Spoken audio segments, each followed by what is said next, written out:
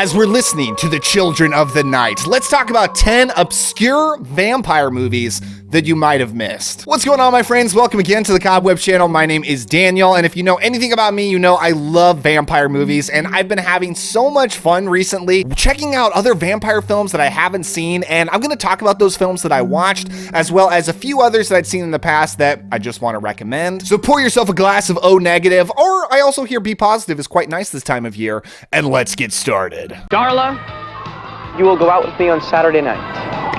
You've got to be kidding. My best friend is a vampire. My Best Friend is a Vampire from 1987. Shortly after high school student Jeremy goes on a hot date, he finds he can no longer stand garlic or see his reflection in mirrors. My Best Friend is a Vampire is a teen high school vampire comedy that's a lot more heavy on the high school comedy aspect than the vampire aspect. From the title, I assumed it was about a kid who finds out his best friend is a vampire, but actually the main character is turning into a vampire throughout the film. And I guess the title is just through his friend's perspective. So it's fun to watch this high school student turning into a vampire, but it is one of those vampire films that very much paints the vampires as the good guys. In this version, vampires are mostly good and they just drink animal blood. They don't want to hurt anyone.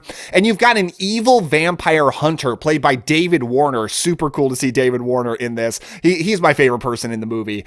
As this vampire hunter who's just trying to kill vampires no matter if they're good or bad. So he's really fun in this, but I gotta admit, good vampires is not my favorite thing. I prefer my vampires to be evil bloodsuckers. But if you are looking for just a super light teen comedy with some horror elements, vampire elements, My Best Friend is a Vampire is fun. I did really like the lead, Robert Sean Leonard, who actually was the kid who wanted to do theater in Dead Poets Society, so you'll probably immediately recognize him from that. It's a fun time.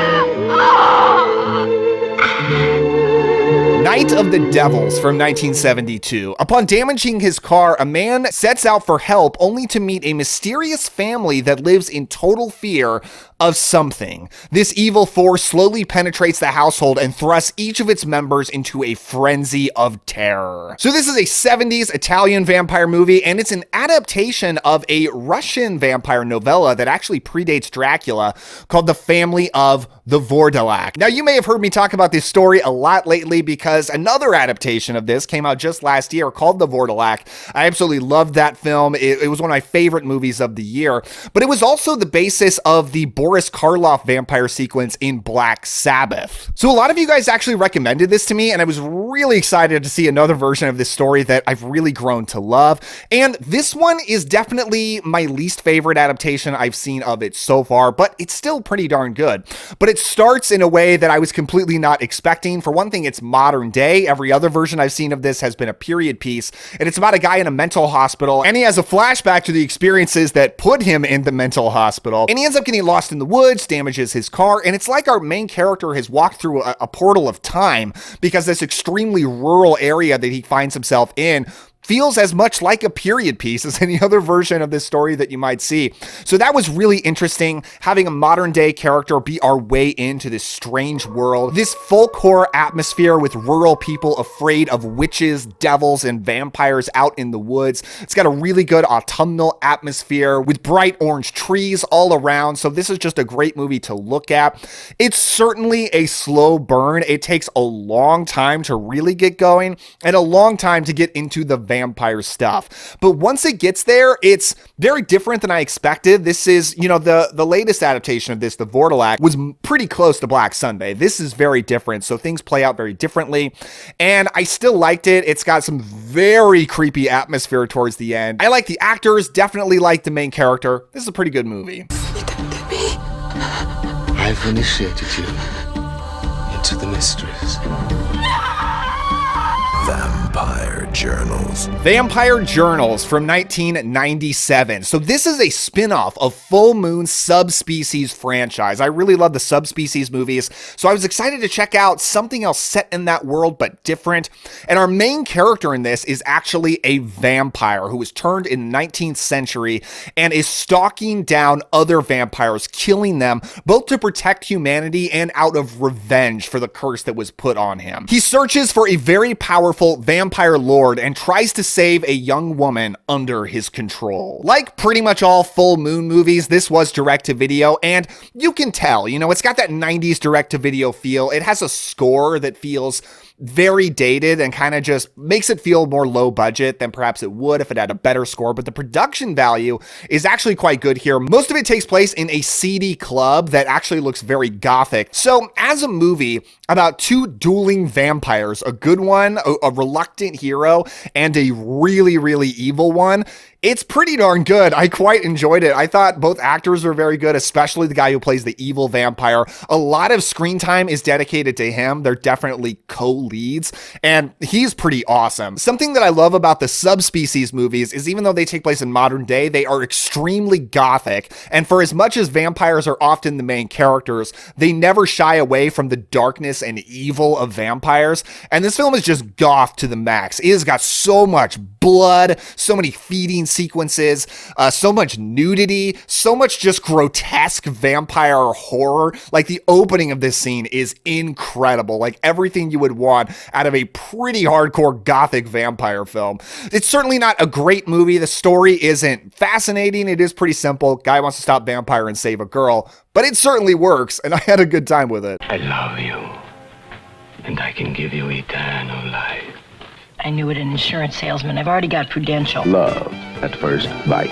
Love at First Bite from 1979. When Dracula is kicked out of his Transylvanian castle by the government, he goes to 70s New York to track down a supermodel that he believes is the reincarnation of his one true love. So a little over a year ago, I posted a video on my top 15 Dracula movies, and probably the most common comment on there was, where is Love at First Bite? Why haven't you seen that? And before that, I was only like vaguely familiar with this movie, and I definitely didn't know it was a Dracula film. Like I had no idea. But over a year later, I finally now checked it out, and it's fun. I enjoyed it. It's definitely a vampire comedy, a Dracula spoof. When it starts out, it kind of reminded me of Dracula Dead and Loving It, although better. I think like probably the first act of this movie has more laughs than Dracula Dead and Loving It has in the whole thing. You got George Hamilton as Dracula, which is bizarre casting. And at first I thought he really doesn't have the look, but he pulled it off. I thought he was fun. He was really likable. I like that he plays it totally straight. While there are a lot of funny things, goofy things happening around him, and he certainly has some goofy lines, he never lets on that he knows that he's funny. He's just dead serious, and I thought that worked really well. And as a romance film, kind of worked for me. The leading lady is Susan St. James. She's really fun and charming, and I like that we find out that she's not the perfect woman that Dracula kind of expected her to be, but Dracula never lets on that he thinks she's not the perfect woman. She's kind of a mess, but he just loves her and accepts her all the way, and that made for a really nice romance. So I quite enjoyed this. It's got a lot of good vampire stuff, even though they really shy away from the evil of vampires. It does seem that Dracula does kill people and he is evil, but they just don't really address that, which is kind of weird. My one downside with the film is you got a Van Helsing character in here who's a psychiatrist who turns out to be a descendant of Van Helsing, and he's our vampire hunter of the film. And he is so annoying. Like, I just hated him. And clearly we're supposed to hate him. The movie is really setting up that we're supposed to root for Dracula, and we do not like Van Helsing. But I thought they went too far with just making him obnoxious and annoying. And he gets way too much screen time. For the middle act of this film, it's pretty much all devoted to him.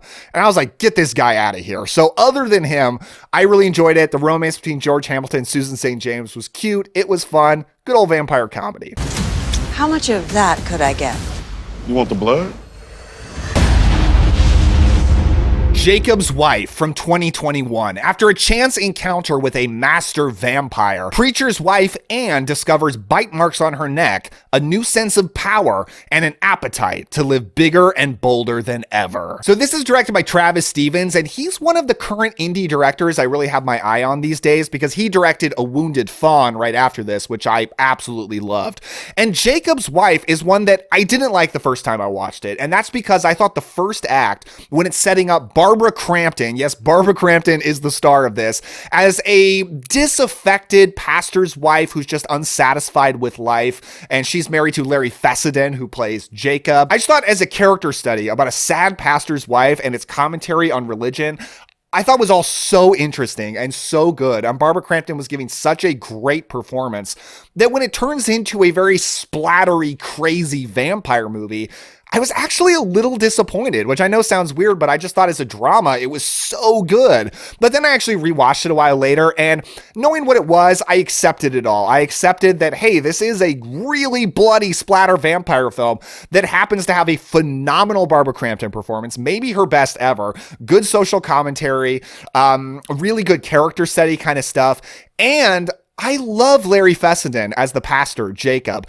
because he is anything but the super cut and dry, basic character that I expected him to be. He's actually very multifaceted and complex, and Larry Fessenden is also great in this movie. So, I mean, two fantastic performances from two big horror legends. I just love them in this. And the vampire stuff is fun. Now, it is a little more splattery than I tend to like my vampires. I like vampires floating up to a window through fog and not necessarily all this Evil Dead-like crazy blood going on. But for what it is, I mean, it's a good version of it. And I did really like the look of the main vampire, kind of Nosferatu-like, but kind of androgynous-like, bat humanoid kind of creature. So good stuff. I think Jacob's Wife is a solid movie, and I definitely recommend it as long as you know what you're getting into. Are you suggesting that we pound one of these into Skorzeny's chest? No, into his heart. The Night Stalker.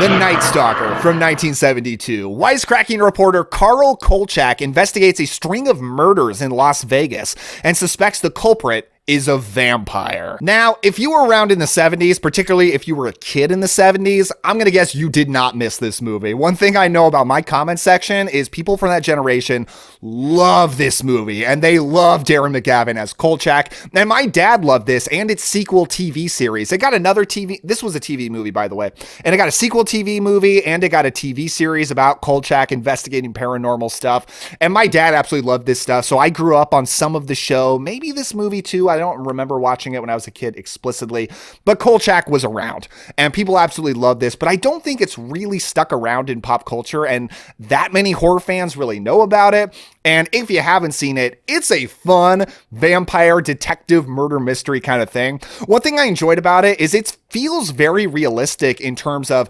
how the modern world of the 1970s, that is, would react to a vampire being real and killing people around town, but it doesn't update the vampire at all. It very much feels like a classic gothic vampire who's still alive and happens to be in 1970s Vegas. So I enjoyed that. They don't go with any like bold new take. You know, it's a traditional vampire in the real world. How does that work? I absolutely love Darren McGavin. He is my favorite part of A Christmas Story. I think he's the MVP of that movie as the dad.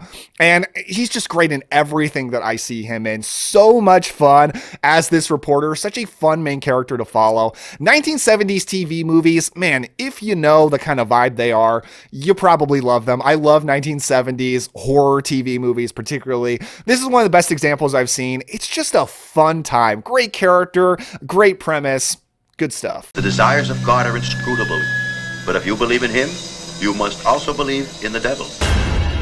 The Night of the Walking Dead from 1975. In a 19th century village, a young aristocrat suffering from a terminal illness finds herself being drawn to the underground world of vampires and their strange rituals. So this is a 70s Spanish Gothic horror film that I actually got to check out because I picked up this box set from Severin of a bunch of different Spanish Gothic films. This was by far the best movie in that box set. It impressed me so much. Now, it's directed by Leon Klimovsky, who was a frequent collaborator with Paul Naschy. So if you like Paul Naschy, you might know what kind of movie that you're in for here. And for the first act or so, it kind of feels like a dumb, sleazy 70s Eurotrash horror movie, which certainly it can be a good time for sure. But I was like a little disappointed. But once it gets into the second and third act, like, it got so much better and so much more interesting, especially as we really get to know the main character more, played by Emma Cohen, another frequent collaborator with Paul Naschy, as a woman who is terminally ill, and they make a big deal on that. She is like on death's door, so everyone's treating her very differently.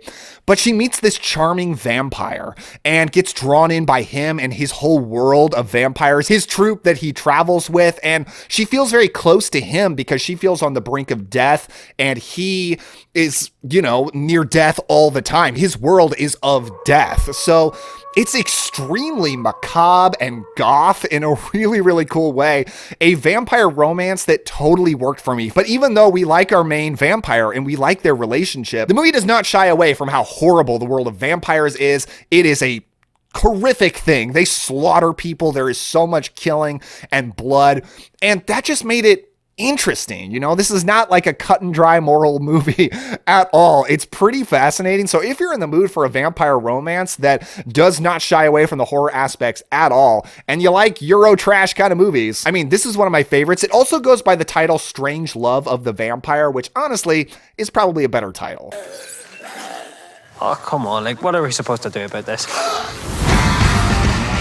Boys from County Hell from 2020. A crew of road workers led by a bickering father and son must survive the night when they accidentally awaken an ancient Irish vampire. So this is an indie horror film that came out in 2020, and like pretty much everything else that came out that year, it's kind of gotten lost. But I actually just caught up with it, and I enjoyed it so much. It is an Irish horror film, and if you are a nerd for vampire history and folklore, you're probably going to enjoy this as much as I did, because it takes place in this small Irish town, and the whole claim to fame for this town, in the film at least, is that Bram Stoker visited it and was inspired to write Dracula because he heard about the tales of Abertach, who is an ancient Irish vampire, and they have the gravesite of Abertach in their town with tons of rocks piled on top, because that is the only way to stop a vampire, is to physically trap it so it can't dig out of its grave, which is such a fun part of the folklore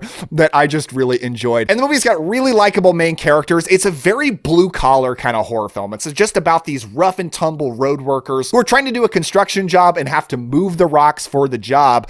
And that's when the vampire is able to get out. The vampire is really cool in this. They really go for an ancient rotting corpse monster kind of look. So you're not going to get a charming vampire in this. This is a full-on beast, but it is really fun. And I just thought the history that they talk about, which is at least based in some actual folklore, was really interesting. And I just really like the characters. I like the Irish feel of it. And it's a legitimately fun and exciting movie, a race against time trying to stop this vampire before he drinks through the entire town. And boy, does he do a lot of drinking. There's quite a bit of death in this film, but it's good. I really enjoy this. I highly recommend checking it out. El Vampiro, The Vampire, or El Vampiro from 1957. A young woman returns to her hometown in Mexico to make funeral arrangements for her beloved aunt who just passed away. Soon she begins to hear disturbing stories about the town being infested by vampires. So this is a classic black and white Mexican vampire film that I just checked out because I bought this new set from Indicator that just came out. It includes both this and the sequel, The Vampire's Coffin, which I haven't checked out yet. But I pre-ordered this thing right away because I have become a big fan of classic Mexican horror movies. Like, I love the Italian horror films from this era, but the Mexican ones, they might actually have better scripts, more interesting stories, and this one is no exception. It is darn good. And one thing that's interesting about it is it came out 1 year before Hammer's Horror of Dracula, which is the first Hammer vampire film. And I did a whole review of Horror of Dracula few months ago, and I gave a lot of credit to that film for doing so many things for the first time, and I stand by most of it, except that it's the first vampire movie to show fangs, because this actually is. This one, you see the vampire with fangs, which is so cool. Overall, it's not as satisfying a vampire film as Horror of Dracula, and not as good, but you got a fanged vampire, and you got to respect that. It's a really fun movie about this girl and this young man who accompanies her back home because she's not able to find a ride, and he helps her out. And he ends up sticking around trying to investigate what's going on with all of this vampire stuff. And meanwhile, their next door neighbor, a caped count, just might be the vampire in question. If you like classic black and white vampire films, this one's going to deliver in pretty much every single way. And the only thing that really kept it away from being my number one on this list is it introduces a really interesting idea towards the beginning of the film that seems to be the vampire's whole plan and what the movie's all leading up to. And I thought it was really cool. And by the end of the film, you realize that really went absolutely nowhere. Like, maybe it comes up in the sequel, so maybe I got to check out the sequel, but I was kind of disappointed about that. It just never resolved that plot point. And that's my only big problem with it. The only reason I can't rate it higher. But I mean, good Mexican vampire movie. Check it out.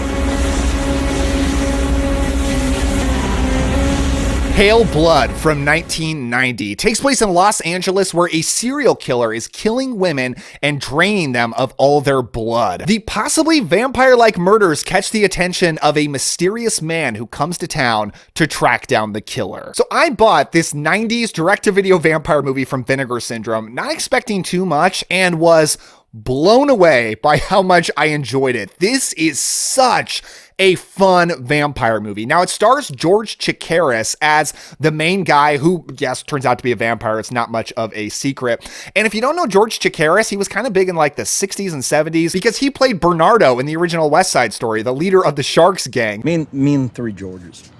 Which three Georges? Papard, Maharis, and Chakiris. Oh, man. Yeah. That's gotta hurt. Much older in this film, but still very handsome, cool, debonair. A really cool vampire hero. This is another one about a vampire hero who only drinks what he needs to survive and does not believe that vampires need to kill people. So he's come to LA to track down this killer in case it really is a vampire and teach that person a lesson. He teams up with a private investigator who's played by Pamela Ludwig, and she was also the lead in Rush Week, which is a slasher movie that I also bought from Vinegar Syndrome, and I loved her in this movie. I loved her in this. Like, I thought she was just fantastic. And Wings Hauser is in a supporting role. Wings Hauser is like a classic cult movie actor. So, I mean, he hams it up in this film. While George Chakiris is very stoic and cool, Wings Hauser is just bonkers crazy and super fun. Even though it's direct to video, it's got a really cool late 80s, early 90s LA feel to it. It's bloody at times. It's pretty sexy at other times. It's like a really pulpy direct-to-video vampire film that just delivered in pretty much everything way that I wanted it to. I thought it was fun. I thought the plot was interesting. The mystery was really great. It's like a vampire as a neo-noir private detective tracking down a killer. I mean, that's the best way I can put it. And if you don't want to watch it after hearing that, I don't know what's wrong with you, because I thought Pale Blood was awesome. Highly recommend it. So that's my list, but what are some obscure vampire movies that you would recommend to me? Let me know down in the comments below. And if I get enough suggestions, maybe I'll do a volume 2. And if you want some more vampire lists, you can click on this playlist right down here. I've done a bunch of them, and none of these movies showed up on any of those lists. So that's all different films. Give a like and a subscribe if you enjoyed this. Thank you all so much. I'll see you next time.